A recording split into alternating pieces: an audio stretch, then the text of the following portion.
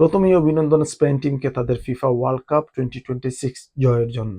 তারা 1-0 গোলে আর্জেন্টিনাকে হারিয়ে বিশ্ব চ্যাম্পিয়ন হয়েছে।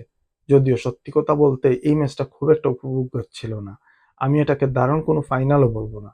তারপরও স্পেনের ডিফেন্স ছিল অসাধারণ। পুরো ওয়ার্ল্ড কাপে তারা দারুণভাবে রক্ষণ সামলেছে, আজও সেটার ব্যতিক্রম হয়নি। রড্রি দুর্দান্ত খেলেছেন, মিডফিল্ড পুরোপুরি নিয়ন্ত্রণ করেছেন এবং স্পেনের জয়ের জন্য বড় ভূমিকা রেখেছেন। লামিন ইয়ামাল ভালো খেলেছেন, ফেরান টোরেসের একমাত্র গোলে স্পেন জয়ী হয়। এখন যদি পুরো ম্যাচটা বিশ্লেষণ করি তাহলে প্রথমেই বলবো ম্যাচটা আমার কাছে খুব একটা ভালো লাগেনি। আর্জেন্টিনার মিডফিল্ড ভালো ছিল না, বলের নিয়ন্ত্রণ ছিল না তাদের কাছে, এবং দুই দলই ডিফেন্সিভ অ্যাপ্রোচে খেলেছে, ছোট ছোট পাস করে বলের নিয়ন্ত্রণ রাখতে চেষ্টা করেছে। আমি আগের ভিডিওতে বলেছিলাম যে দুই দলই একই ধরনের ফুটবল খেলে, ধৈর্য ধরে খেলবে, সুযোগের অপেক্ষায় থাকবে, তারপর শেষের দিকে গোলের চেষ্টা করবে। এমনটাই হয়েছে আজকে।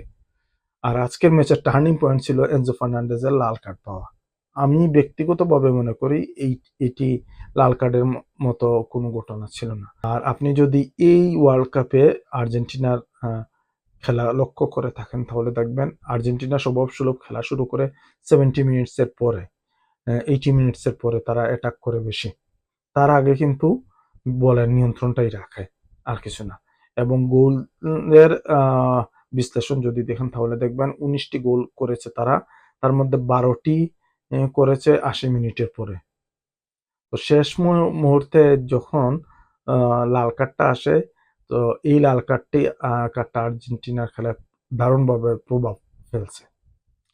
আবার আরো প্রশ্ন আছে আমার স্টার্টিং লাইন আপ নিয়ে। স্টার্টিং লাইন আপে নিকো গঞ্জালেসকে কেন খেলালেন? হয়তো ফিজিক্যালি স্ট্রং এই জন্য।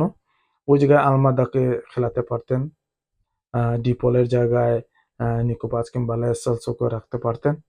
ডিপলের পারফরমেন্স তেমন ভালো ছিল না। সোফা স্কোরের রেটিংস দেখলে দেখবেন গত কয়েক ম্যাচে ওর পারফরমেন্স ভালো ছিল না। গত ম্যাচে উনি সাব হিসাবে উঠে ভালো করেছেন, আজকেও সাব হিসাবে তুলতে পারতেন। তো এই এই কিছু জায়গায় কিছু সিদ্ধান্ত ভুল ছিল আমার কাছে মনে হয়। আরো যেটা বড় ভুল ছিল, লাউটারো মার্টিনেজ যে প্লেয়ার গত 2-3 ম্যাচে গোল পেয়েছেন, উনাকে নামানো হয় নাই। ডিপলকে সাব করে তোলা হয় সিমিওনেকে, জুলিয়ান সিমিওনেকে। যে চান্স ক্রিয়েট করছে মেসি, চান্স দুইটাই নষ্ট করছে, কোনো কাজে লাগাতে পারেনি। আসলে ওকে সিমিওনি ইয়াং প্লেয়ার, অভিজ্ঞতা কম, তাকে দোষ দিয়ে লাভ নেই। আরেকটা বিষয় হলো এটা একটা ফাইনাল ম্যাচ, খেলোয়াড়দের আবেগ থাকবে কিন্তু নিজেদের নিয়ন্ত্রণে রাখতে হবে, কারণ রেফারিরা মানুষ, ভুল সিদ্ধান্ত হতেই পারে।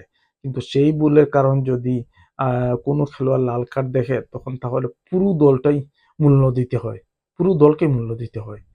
একজন কমে যাওয়ার পর আর্জেন্টিনা অনেকটাই চাপে পড়ে যায় এবং সেখান থেকেই স্পেন ম্যাচের একমাত্র গোল করে। আর আমি ব্যক্তিগতভাবে কখনোই কোনো দলকে পেনাল্টির অপেক্ষায় থাকতে দেখতে পছন্দ করি না, কারণ প্রতিপক্ষ শেষ মুহূর্তে গোল করে দিলে পেনাল্টিতে যাওয়ার সুযোগই থাকে না। আমার কাছে কেন জানি মনে হয়েছে আজকে স্কলোনি পেনাল্টির জন্য অপেক্ষা করছেন, সাবগুলো দেখলে বোঝা যায়। সেন্সিকে নামাইছেন, ওই জায়গায় লাউটারোকে নামাইতে পারতেন তিনি শেষ মুহূর্তে। আর লিওনেল মেসি আজ খুব একটা বেশি বল পাননি, কারণ আর্জেন্টিনা মিডফিল্ডারদের পারফরমেন্স ভালো ছিল না, ম্যাকেলিস্টারের পারফরমেন্স ভালো ছিল না। দ্বিতীয়ার্ধে উনি শেষের দিকে চান্স ক্রিয়েট করেছেন কিন্তু কোনো প্লেয়ারই কাজে লাগাতে সক্ষম হননি। কিন্তু তারপরও সামগ্রিকভাবে কোচের কয়েকটি সিদ্ধান্ত নিয়ে আমার প্রশ্ন থেকেই যায়।